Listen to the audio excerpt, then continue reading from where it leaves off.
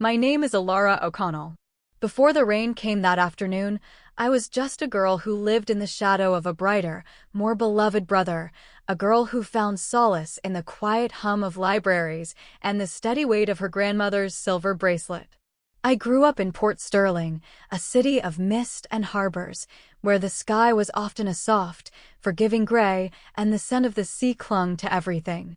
It was a city that knew how to keep secrets, and I had learned to keep mine, folding my dreams and disappointments into small, neat squares and tucking them away where they wouldn't bother anyone. I was good at being quiet. I had learned early that my voice was an inconvenience in a house built around the noise of my brother, Liam. I was tracing the delicate links of that bracelet, the silver cool against my thumb, as the rain began to fall in earnest. It drummed against the windshield with a relentless, anxious rhythm, blurring the world outside into a watercolor of wet pavement and neon signs. Beside me, Liam's voice was a low buzz of excitement. He was talking about a new venture, some tech startup that was going to make him a fortune, the way they all were. I kept nodding, my gaze fixed on the slick, dark ribbon of the road. My mind was elsewhere, drifting to the final paper I needed to write for my community college ethics class, to the comforting scent of old books that awaited me at my part-time library job. The bracelet had always been a small anchor, something to hold on to when the world spun too fast. My grandmother, Nana May, had pressed it into my palm the day before she passed, her own hand fragile and warm around mine. "This will keep you safe, Alara," she'd whispered, her voice thin as parchment. "It's a reminder to keep breathing, especially when others try to steal your air." I clung to that memory, a small, perfect moment of being seen, of being loved unconditionally. I glanced over at Liam. He was laughing, his face illuminated by the glow of his phone. He hadn't noticed my silence, or if he had, he hadn't cared. He rarely did. It all happened in a single, stolen breath. The blinding glare of headlights slicing through the downpour, the sickening screech of tires fighting for purchase on the wet asphalt, the violent jolt that threw me against the door. Liam had swerved, a sharp, panicked motion to avoid a truck that had run a red light. I heard the horrifying scream of metal tearing, the explosive shatter of the passenger side window, and then the acrid smell of gasoline and something burning cut through the damp air. The world didn't slow down. It didn't fade to black. It simply shattered, and then it stopped. When consciousness returned, it was to a world filtered through a sterile, humming haze. The fluorescent lights overhead flickered with a cold, rhythmic pulse that seemed to sync with the insistent beeping somewhere near my head. I couldn't move. The starched sheets felt impossibly heavy, but my own body felt heavier, a dead weight anchored by a jagged, white-hot line of pain that radiated from my right side. I tried to swallow, but my mouth was a desert, my lips cracked and dry. I tried to speak, to ask for Liam, to ask where I was, but the only sound that escaped was a small, guttural noise that startled me with how broken it sounded. A nurse, her face a blur of professional calm, noticed the movement. Her eyes widened just a fraction before her expression smoothed over. She pressed a button on the panel beside my bed with quick, efficient fingers. I wanted to ask about the bracelet, to feel its familiar coolness against my skin, but my tongue was thick and useless. All I could do was stare at the acoustic ceiling tiles, counting the water stains and imperfections, trying to piece together the fractured moments that had brought me here. The door swished open, and I smelled them before I saw them. My mother Evelyn's perfume, a heavy floral scent that always seemed to announce her arrival, and my father Arthur's aftershave, clean and sharp and distant. They walked in not with the rushed, panicked steps of worried parents, but with the measured tread of people attending a necessary but inconvenient appointment. There were no soft whispers, no gentle hands reaching for mine, no, "Alara, honey, you're okay." My mother spoke first, her voice crisp and directed not at me, but at the doctor who had followed them in. "She's awake then." She didn't look at me, her gaze fixed on the monitors. My father stood a pace behind her, his arms crossed over his chest, his eyes focused on a point on the wall somewhere above my head, his expression one of weary impatience. I tried to lift my hand, a weak, desperate gesture toward them, toward any kind of connection. The 4-line tugged sharply at my skin, and my arm fell back to the mattress, useless. The weight of their indifference was more profound, more crushing, than any physical injury.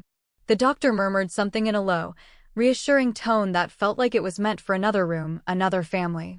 I caught fragments of words: stable, emergency surgery, lost a kidney. My brain struggled to assemble them into a coherent thought, but my heart, with a slow, sickening lurch, already understood. A piece of me had been taken, and no one had thought to ask how I felt about it. With an agonizing effort, I turned my head, searching the empty space on my wrist. The bracelet was gone. They must have cut it off in the emergency room.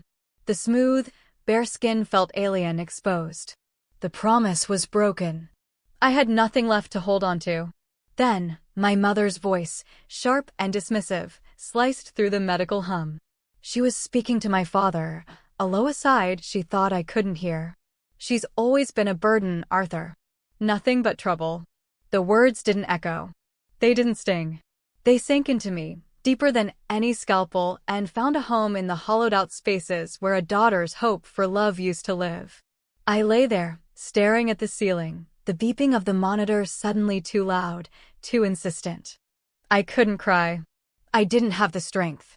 But in the quiet wreckage of my body, a new promise began to form, stronger than silver, more resilient than the fear that was trying to suffocate me. If I survive this, I will never be their burden again. That thought became my mantra in the days that followed. I lay in that hospital bed, staring at the ceiling tiles, my world shrunk to the 4 pale green walls of my room. Counting the tiny perforations in each tile became a way to anchor myself, to keep from drowning in the relentless waves of pain that crested with every movement, every shallow breath. Each inhale felt like swallowing shards of glass, but I kept breathing. I had to. They didn't visit much after that first day. A nurse would occasionally pop her head in, her smile tight and professional, to adjust the drip on my 4 or check my vitals before disappearing again, leaving me to the steady, rhythmic beep of the heart monitor. It was a lonely metronome, counting out the seconds of a life I felt increasingly disconnected from. I would have given anything to be able to roll over, to turn my back to the door and the hallway beyond, but my body was a prison. So I lay still, watching the shadows from the hallway stretch and crawl across the thin blanket. The cold draft from the air bent a constant chill against my skin.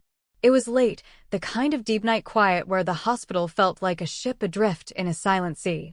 The bustling energy of the day had given way to the soft, squeaking shoes of the night staff and the low hum of life-sustaining machines. My eyes were closed, but sleep was a distant shore I couldn't reach. And then I heard them. Their voices were low, conspiratorial whispers from just outside my door, a hushed conference they assumed I was too sedated to hear. But the quiet of the night amplified every syllable, and each word was a fresh incision. "So, you're saying if we were to proceed with the other kidney?"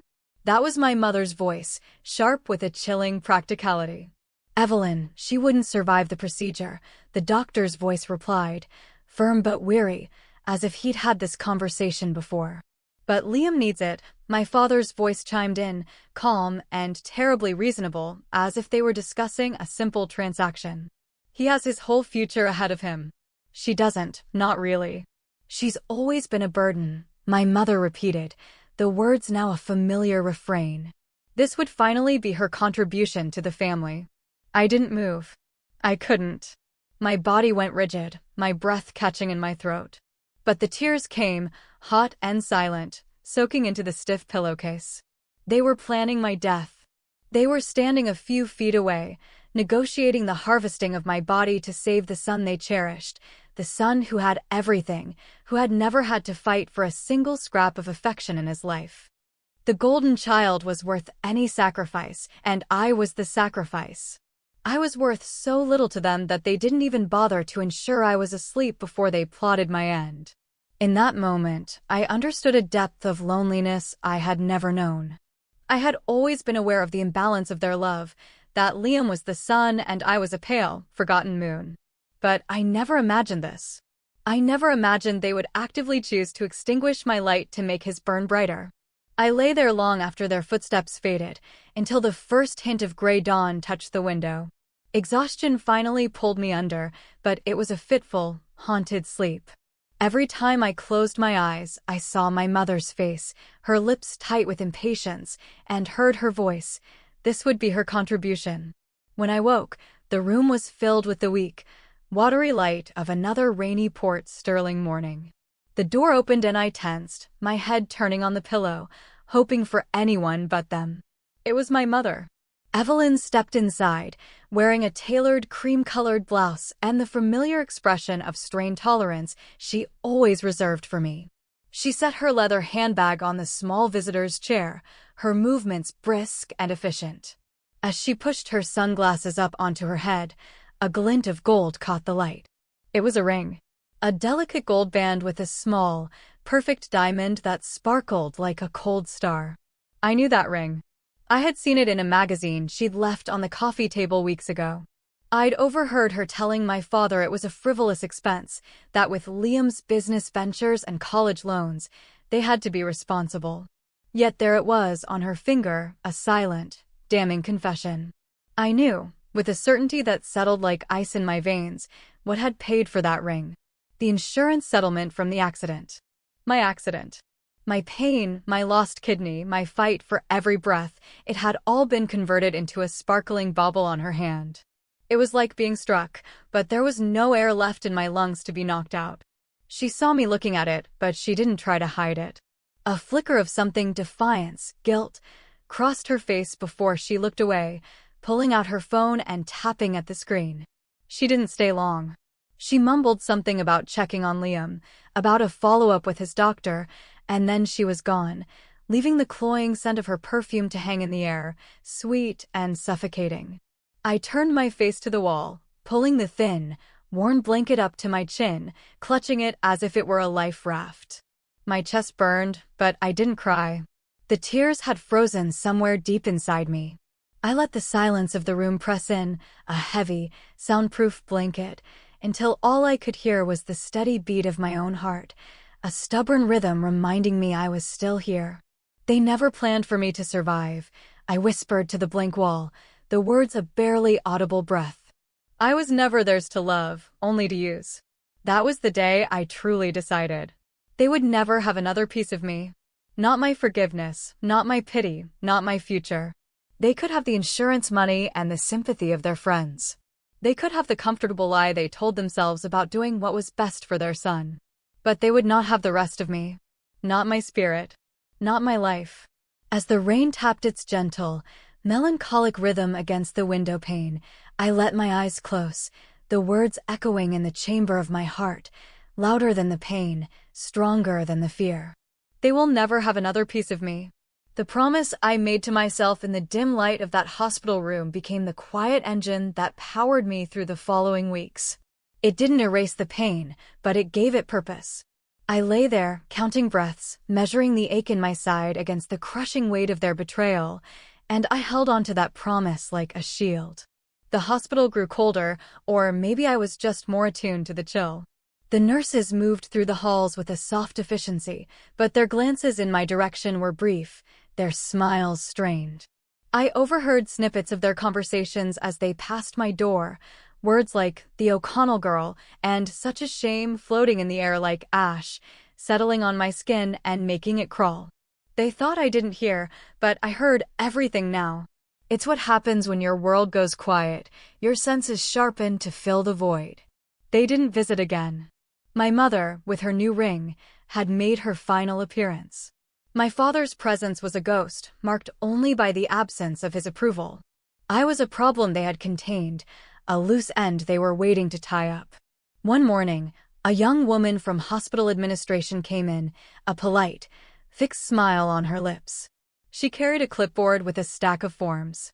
"Just need you to sign a few things, Alara," she said, her voice soft and professionally gentle. "Standard procedure for updating the insurance records." I nodded, my hand trembling as I took the pen and signed where she pointed. My signature was a shaky, unfamiliar scrawl. She gathered the papers and left, and I was alone again with the hum of the machines and the steady drip of the four. A few minutes later, I heard two nurses talking at the station just outside my room, their voices low but not low enough. Did you see? The payout from her accident policy came through last week. Yeah, I heard the parents had it redirected to a family account for ongoing household needs. Poor kid doesn't even know, does she? Guess not. Sad, really. I stopped breathing. The words sank in, deeper than the needle in my arm. They had taken it all. Whatever financial compensation had come from the wreck that had nearly ended my life was now theirs. It wasn't for my recovery, for the physical therapy I would surely need, for the quiet rebuilding of a life they had shattered. It was for them. For Liam. For family needs. I was just the unfortunate incident that had funded them. Later that afternoon, a different nurse came in. She was older, with kind, tired eyes and hair pinned back in a neat, silver-streaked bun. She moved with a quiet grace that was different from the others. She checked my chart, adjusted the bag, and then, instead of leaving, she pulled the visitor's chair closer to my bed and sat down. "I'm Isolde," she said, her voice calm and warm, wrapping around the sterile silence like a soft blanket. "You've been very quiet." I didn't answer. I didn't know what to say. My throat was tight, my eyes burning with unshed tears. She must have seen the storm in my eyes, because she reached out and took my hand. Hers was warm and steady, a stark contrast to the cold indifference I had grown used to. "They may act like you're invisible," she said, her thumb stroking the back of my hand. "But you're here. You are alive. Don't let them take that from you, too." It was the first time in weeks that someone had looked at me and seen me. Not a patient file, not a problem, not a future organ donor. Just a Lara. A person. When she left, the room felt different. Softer. The rain outside continued its steady rhythm against the window, but her words had planted a seed of strength in the barren soil of my despair. I thought about all the times I had chosen silence, all the moments I had faded into the background so Liam could shine, so my mother could have her perfect family portrait without the smudge that was me. I thought of all the times I had swallowed my needs to keep a fragile peace. They had written me out of their story, erased me from the financial documents, removed me from their future. But I was still here. That was the one fact they couldn't alter. I turned my head toward the window, watching the rain smear the city into a blur of gray and light. I pressed my hand against the cool glass, as if I could touch the world that was waiting for me on the other side. For the first time, I let the anger feel like warmth instead of poison. I let it be fuel. "I will not disappear," I promised myself, the words a silent vow. Not for them. As the day bled into a bruised purple evening, I closed my eyes. The slow, steady drip of the rhythmic beep of the monitor, the quiet promise blooming in my chest, it was a symphony of survival, and for the first time, it was louder than the storm outside. I need to get out of here before they try again. The thought was a sharp, insistent pulse against my mind as dawn's pale fingers pried open the blinds, turning the room from gray to a weak, buttery yellow. The rain had softened to a persistent drizzle, each drop a quiet reminder that time was running out. Isolde's words had become my lifeline. Don't let them take that from you, too. I was awake in a way I hadn't been before the accident, my senses honed to the subtleties of their manipulation. A notification pinged on the nurse's station computer just after 6 a.m. The screen glowing in the dim hallway. I could see my family's name, O'Connell Evelyn. Requesting status update on Alara O'Connell, vitals, oxygen saturation, fluid intake. She never asked me how I was. It was always about data, about control, about knowing just enough to execute her plans. Around mid-morning, my father walked in without knocking, the scent of his sharp, clean aftershave preceding him. He didn't glance at me. He placed a stack of discharge papers on the rolling table at the foot of my bed, signing them with the same detached precision he used for business documents. "Doctor says you can come home tomorrow," he announced, his eyes on his phone.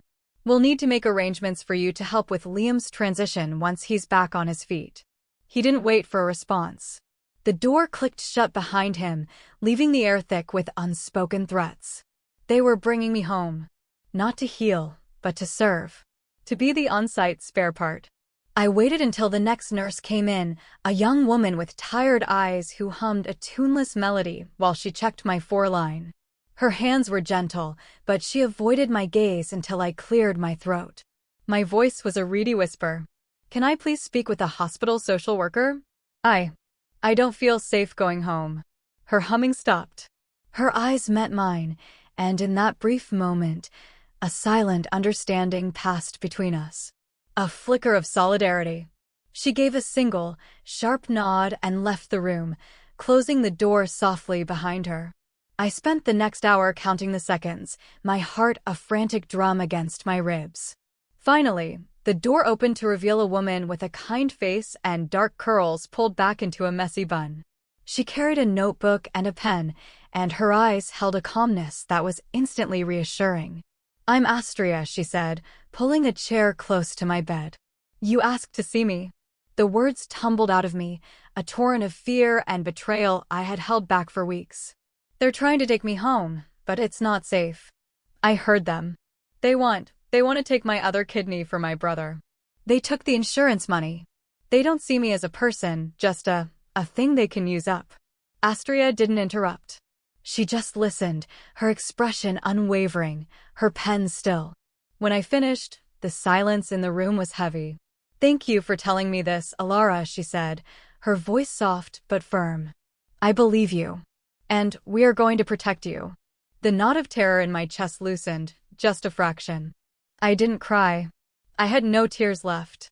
I just gripped the thin blanket and nodded, letting her words sink in. That evening, as the setting sun painted the hallway in strokes of orange and gold, I heard the familiar, sharp click of my mother's heels on the linoleum. I saw her through the glass panel in my door, her face a mask of fury as she argued with a broad-shouldered security guard. "She is my daughter. Let me in this instant." Her voice was high and shrill, slicing through the hospital's evening quiet. "She's lying about us. Trying to ruin this family." The guard stood his ground, a solid, immovable presence. "Ma'am, I need you to step back. Don't you dare tell me what to do. She belongs to us." Behind her, my father stood with his arms crossed, his face a cold, tight mask of anger. He wasn't looking at the guard. His eyes were fixed on me through the glass, a glare meant to intimidate, to control.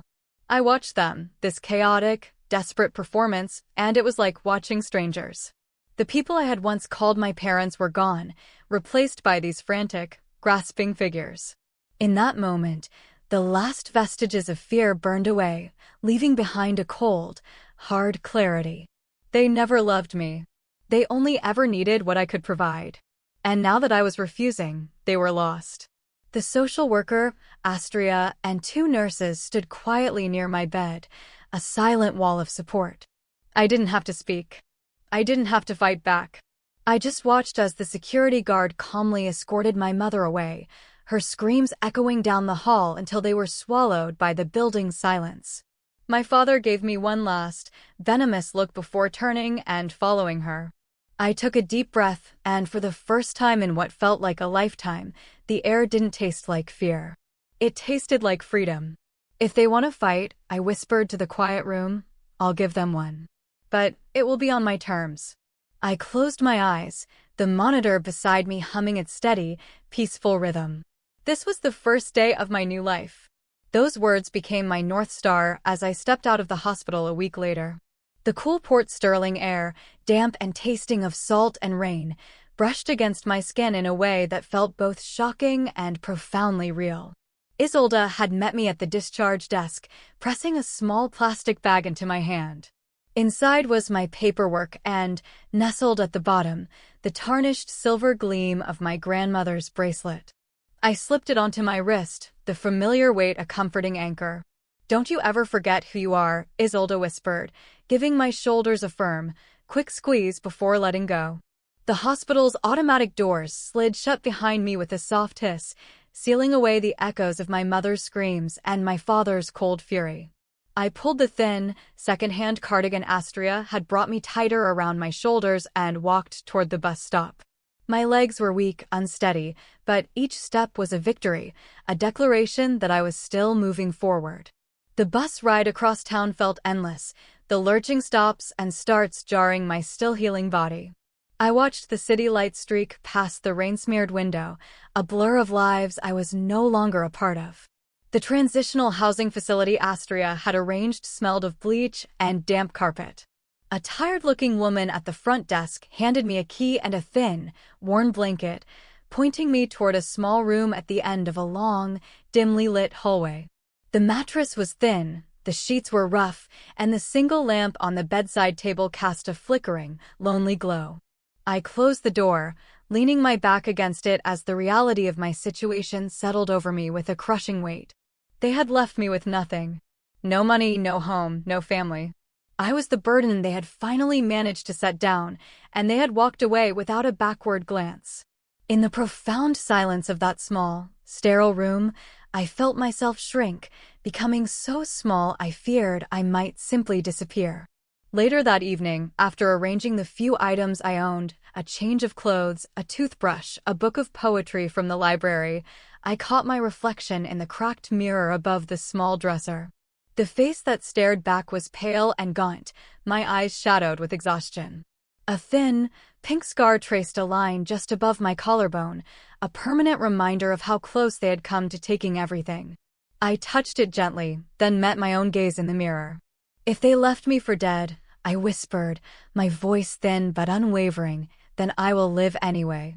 The words, spoken aloud, seemed to hang in the air, a small but powerful spell against the darkness. The next morning, I was up before dawn. I found a job the way you find anything when you have nothing to lose, by walking until my feet hurt. I ended up in front of a 24-hour bookstore and cafe, its neon sign flickering in the pre-dawn gloom.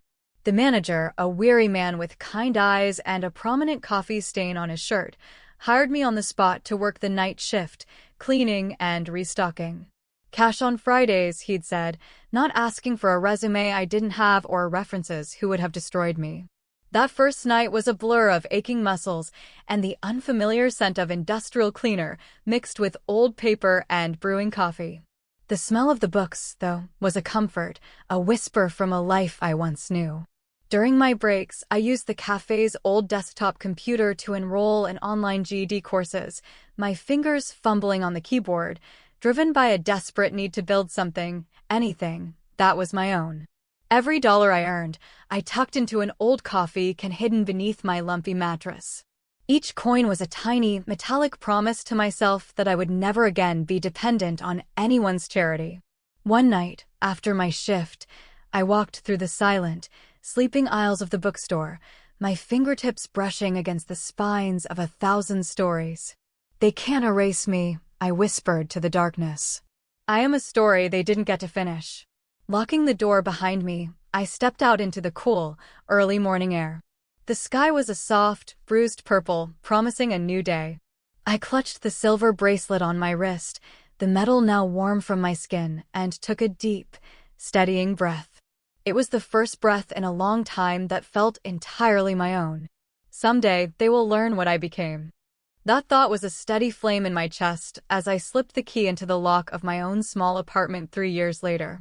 The metallic click echoed in the quiet hallway. The air inside smelled of fresh paint and new beginnings, a world away from the bleach and despair of the transitional shelter. 5 months after leaving the hospital, I had moved into this tiny studio, a place where I could finally close a door and know that I was safe. I still worked the night shift at the bookstore, but my days were filled with online classes, first for my GED and now for a business administration certificate. The rhythm of my life was one of quiet, monastic dedication.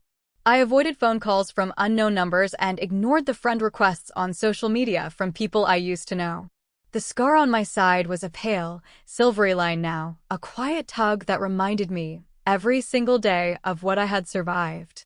On a damp September morning, after a long night of cleaning spilled lattes and shelving returned books, I was cleaning out the small, wobbly closet in my apartment when an envelope slipped from a stack of old textbooks.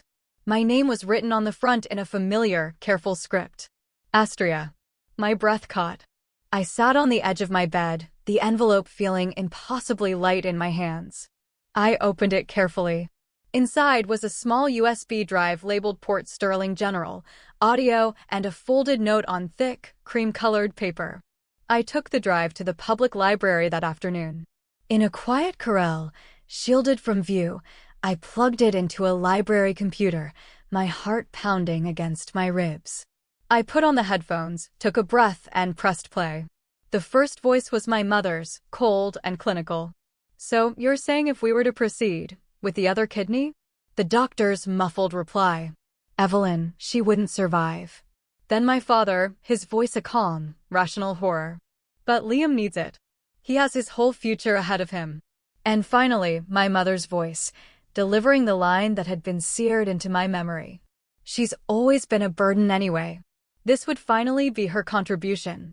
The sound of their words, so clear and undeniable, filled my head. Silent tears streamed down my face, dripping onto the worn library desk. It was real. It wasn't a fever dream or a drug-induced hallucination. They had meant it.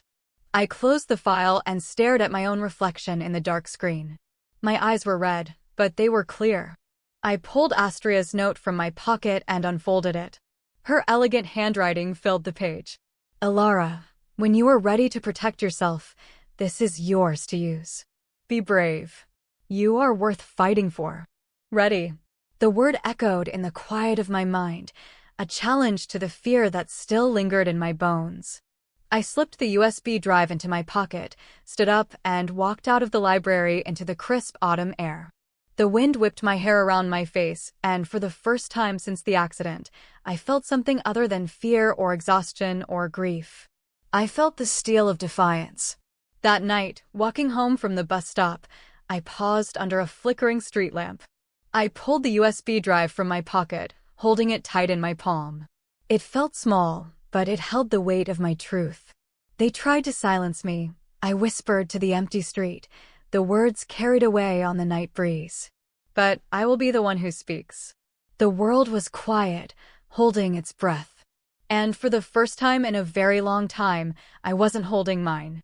It was time they learned that I had survived. That thought carried me through every early morning for the next 3 years, a silent mantra as I unlocked the glass doors to my own office. The scent of fresh coffee and the low hum of servers filled the quiet space before the building pulsed to life. I no longer flinched at sudden noises or checked my reflection for shadows. I moved through the halls of the company I had helped build from the ground up with a calm, deliberate grace. 3 years. It felt like a lifetime had passed since I'd walked out of that hospital. 3 years of relentless work, of transforming raw survival into something tangible, something powerful. I'd finished my degree online, taken a low-level admin job at a fledgling healthcare tech company, and then I had started to climb. I didn't shout for attention. I just saw the gaps in the system, the places where people fell through the cracks, and I worked tirelessly to fix them. Now, at 26, I was the chief operating officer and co-founder of Aegis Health Solutions, a company dedicated to patient advocacy and protecting the vulnerable. In the top drawer of my desk, next to a framed photo of my Nana May, I kept the small USB drive. It was a touchstone, a reminder of why I fought so hard. One morning, as I was reviewing supply chain logistics, an HR notification pinged on my screen. A new candidate for a senior management position was being fast-tracked for an interview, recommended by a board member. The name in the subject line made my fingers freeze on the keyboard. Liam O'Connell. A slow breath escaped my lips. The sleek lines of my office blurred for a moment. My brother. The golden boy. The one whose future had almost cost me my own. A small, humorless smile touched my lips. "Well," I whispered to the empty room. "You found me." I clicked open his resume. It was a patchwork of inflated titles and short-lived positions at companies that had folded. His cover letter had a thin veneer of confidence that barely concealed a desperate plea for one more chance. I pressed the intercom button for my assistant. "Carla, please schedule Mr. O'Connell for an interview at 8 a.m. tomorrow. In my conference room. I'll be handling this one myself." That evening, I stayed late, watching the rain streak down the floor-to-ceiling windows of my office. Port Sterling glittered below, a city of a million tiny lights. It had become my home, not because it was always kind, but because it was here that I had forged my own strength, one quiet, determined choice at a time. The next morning, I arrived early, placing a cup of black coffee on the table opposite my seat in the glass-walled conference room. I took out the USB drive and set it on the polished wood next to my leather-bound notebook. Its presence was grounding. At precisely 8 o'clock, the door opened. Liam stepped in, looking older, a little heavier, his eyes darting around the room with the same restless energy I remembered. He didn't recognize me. His gaze slid right over me, registering only a woman in a well-tailored blazer. Then I looked up and met his eyes. The color drained from his face. His mouth fell open. "Elara," he stammered. You're alive." I gave a single, slow nod, letting the silence stretch until he shifted uncomfortably in his expensive, ill-fitting suit. I picked up the USB drive, turning it over in my fingers before sliding it across the vast, empty space of the table toward him. "Yes, Liam. I'm alive," I said, my voice even and cool. "And I remember everything." His hands hovered over the small plastic device, trembling, before he dropped them into his lap. He swallowed hard. "Elara, I didn't know what they were planning, I swear." "Save it," I interrupted, my voice devoid of heat but full of finality. "I don't need your excuses." His eyes darted to the door, a cornered animal looking for an escape. I need a job, okay? Things haven't been easy." I leaned forward, resting my elbows on the table, my gaze pinning him in place. This company, Liam, was built to protect people who were betrayed by the ones they should have been able to trust the most. We fight for the forgotten, the discarded, the ones left behind. I paused, letting the words sink in. "You are exactly the kind of person we protect our clients from." He opened his mouth, a protest forming on his lips, but no sound came out. His shoulders slumped. In that moment, he looked small, deflated, the entitled swagger gone, replaced by the hollow look of a man who had finally run out of second chances. I stood, retrieving the USB drive and slipping it back into my pocket. "You will not work here. Not now, not ever. And you will find that the world is smaller than you think. Our reach is long." He rose slowly, blinking rapidly, trying to hide the moisture welling in his eyes. For a fleeting second, I saw the boy I grew up with, the brother I had once, in a distant lifetime, loved. But pity was a luxury I could not afford. I had survived them. I would not let them back in. As he reached the door, he turned back, his voice cracking. "Elara, I'm sorry." I met his gaze, my expression calm. "I know." He hesitated for another moment, then turned and fled, the heavy glass door closing with a soft, definitive whoosh behind him. I stood in the silent room as the morning sun broke through the clouds, flooding the space with brilliant, clean light. I took a deep, shuddering breath, feeling it fill my lungs, feeling alive, whole, and for the first time, truly, unshakably free. This was not the end. This was just the beginning. The words were still a warm echo in my mind as I closed the balcony door against the cool night air. Below, the lights of Port Sterling shimmered across the dark waters of Commencement Bay, a constant, comforting hum. Life moved on, I thought, whether you were watching it or not. The following weeks fell into a quiet, steady rhythm. I walked the waterfront each morning before the city was fully awake, the silver bracelet on my wrist a familiar weight. The office was a whirlwind of meetings, growth targets, and investor calls, but each evening I returned to the sanctuary of my small apartment overlooking the bay, allowing myself the silence and space to simply be. One evening, sifting through the mail in the lobby, I found it. A plain white envelope with no return address, but I knew the handwriting instantly. The elegant, slightly slanted script of my mother, Evelyn. I stood there for a long moment, the fluorescent lights of the lobby buzzing overhead, turning the envelope over in my hands. A part of me, the old, scarred part, wanted to tear it to shreds.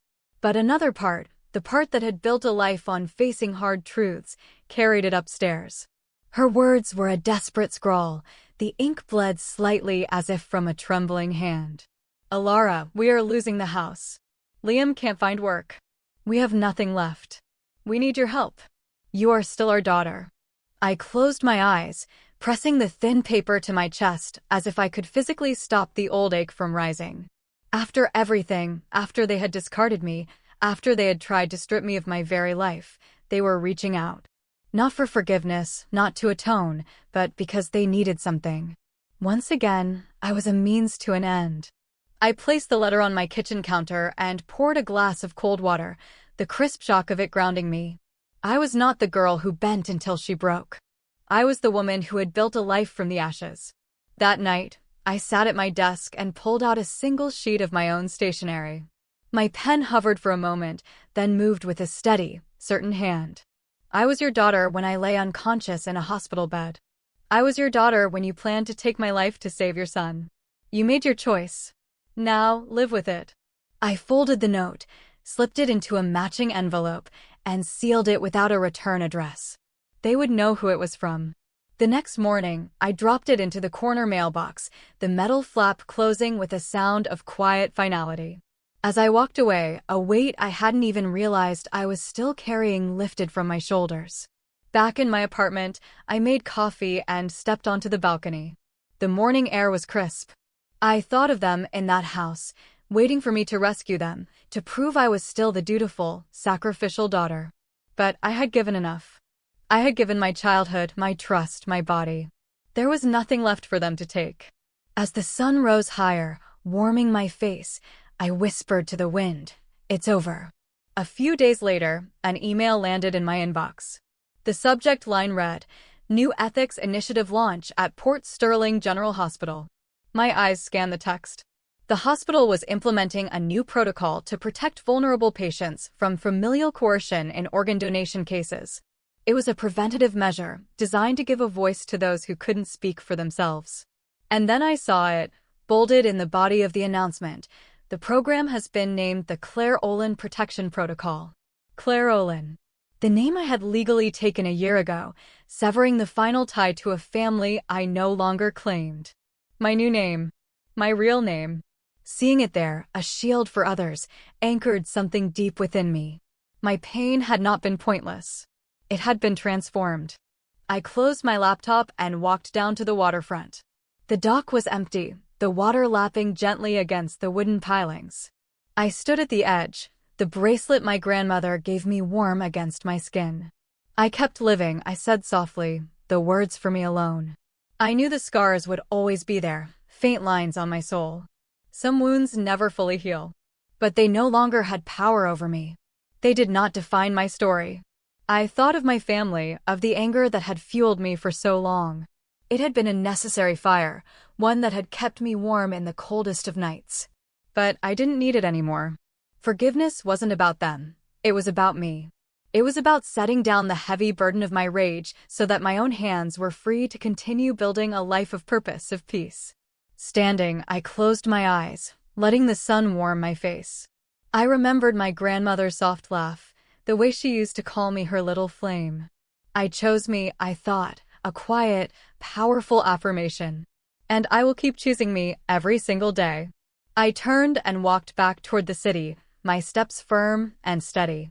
My life, my choices, my future. They had tried to write the end of my story.